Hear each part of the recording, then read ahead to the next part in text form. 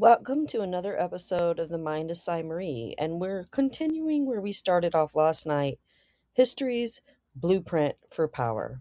To all of you mothers out there, I just want to wish you a happy Mother's Day as well as we get into this topic. You know, there is a common reductive argument used to score points, quote unquote, the Democrats created the KKK, or quote unquote, the Republicans are the party of Lincoln. Both statements are technically true in a vacuum of 1860, but they're functionally useless in understanding 2026. Why? Because white supremacy and the desire for unchecked capitalistic gain have never been loyal to a party platform. Simply put, they are parasitic. Historically, we've seen infiltration across both parties. In the early 20th century, white supremacist interests moved through the Democratic Party in the South to maintain the quote unquote status quo.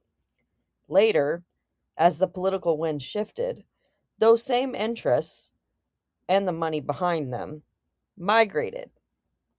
The goal was never the success of a party. The goal was to ensure the stations of law and politics remained a fortress for the elite. They ensured that the civil rights era, while yielding monumental legislative wins, did not dismantle the underlying economic structures that kept power concentrated into the hands of a few. This brings us to the concept of formlessness, a primary tenet in the 48 Laws of Power. When we look at a figure like Donald Trump, many find his transition from a donor class Democrat in New York to a populist Republican leader baffling. But from the perspective of power dynamics, it is perfectly logical. Power does not care about the color of the jersey, it cares about the utility of the vessel. He shifted to the party that provided the most direct path to the leverage that he required. And this isn't just about one man, it's about a movement. We've discussed the documentary The Family, you can watch it on Netflix, and The Order, starring Jude Law, in previous sessions. These aren't just isolated stories of fringe groups. They represent the Christofascist current that has been flowing beneath American politics for decades. It is the marriage of extreme religious nationalism with a ruthless corporate hierarchy. Today, this current has surfaced in the form of the Heritage Foundation's Project 2025. This is not a hidden conspiracy, it is a published manual. It is a roadmap for the total takeover of the administrative state. It uses Law 15 of the 48 Laws of Power, quote unquote, crush your enemy totally, by seeking to eliminate any civil service or bureaucratic check that could stand in the way of an ideological executive. Now, in Tennessee, we see this theory in practice. By redrawing maps and stripping power from local representative bodies, the state is becoming a laboratory for this brand of governance.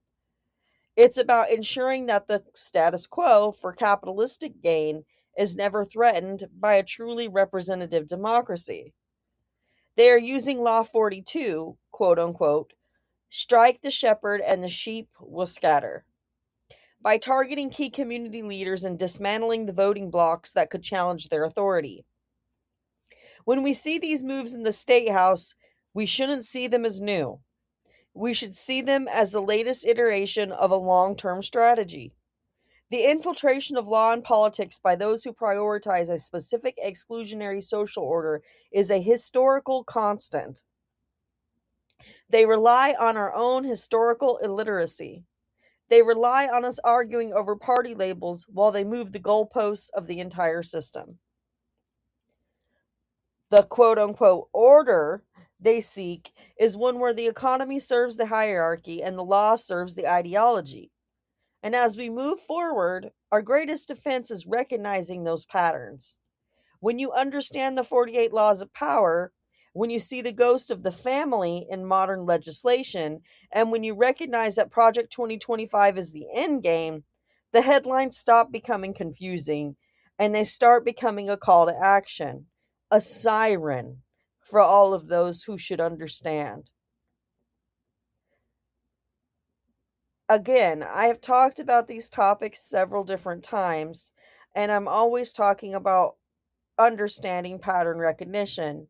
And nearly always, these things lead back to the need for power, control, and domination, all of which apply to everything you can learn about in the 48 Laws of Power book. And I want you to understand that this is a book that has been banned in prisons and jails because of what it directs people to do. And it is important to understand that a book like this, when it is applied to a practice in governance and politics, nearly always leads to a dictatorial type of charismatic leader who ends up having a resulting paramilitary full of brainwashed individuals who behave in a cult like manner because they become enamored with this person, which is exactly what happened with Donald Trump. And see, it is because people were looking for that person that would give them permission to be who they thought they could not be and were not free to be.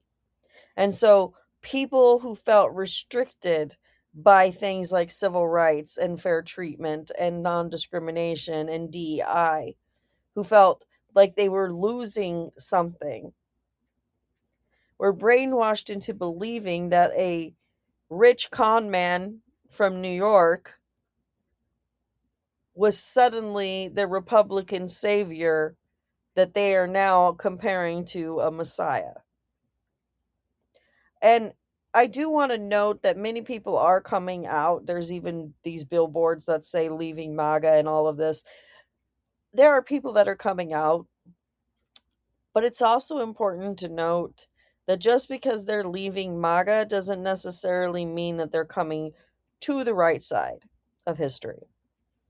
It means that they're starting to see that they voted for someone who was, you know, peddling wares that weren't quite what they appeared to be. So when you have a situation like this occur, there's a lot to unpack with it.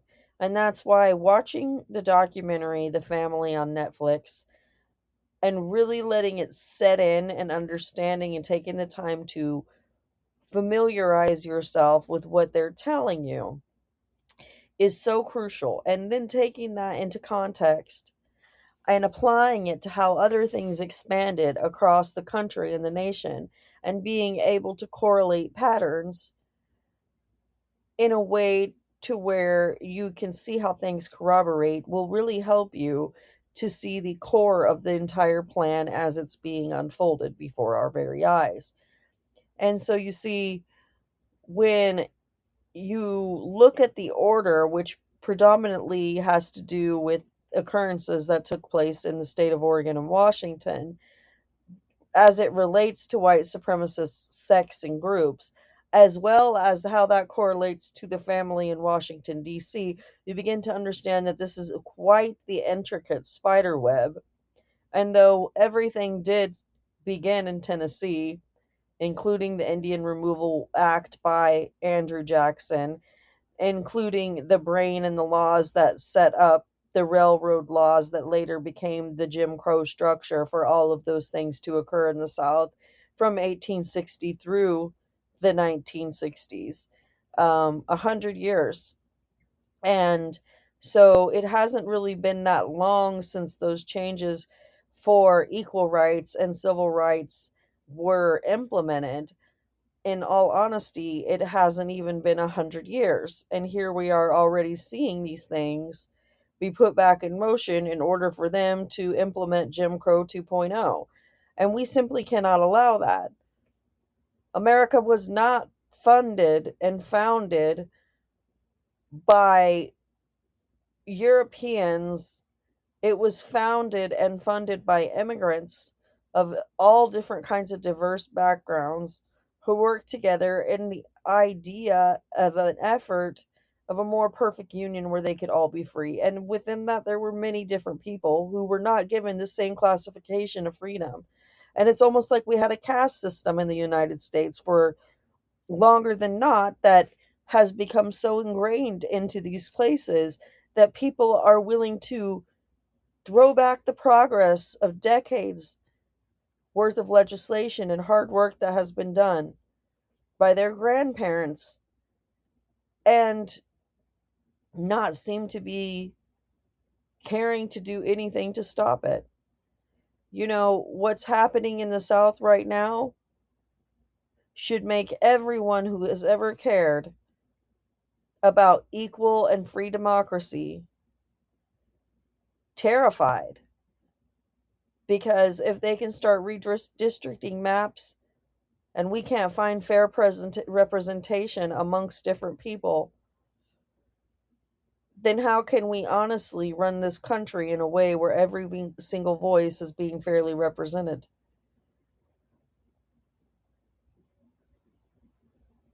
There are so many things that have happened in the last year since this regime came back into office that have only done exactly what so many of us predicted that we were told would never occur. I hope for those of you who are listening who were delusional enough to believe that those of us who understood history and pattern recognition did not recognize what we were seeing for what it was.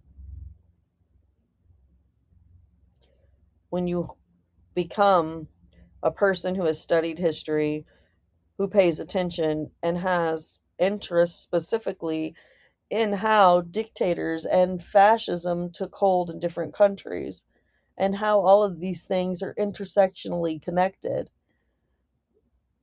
you can't not notice how those patterns correlate and how all of these things are having one central source stand out. And when you find that to be the truth, and all the avenues lead to that one source, ask yourself, what are you going to do to stop this before it gets out of hand? I leave you with that as my final thought. Thank you for listening. Stay vigilant, stay informed, and remember, history doesn't repeat, but it certainly rhymes. Until next time, I'll see you on the Mind of Marie.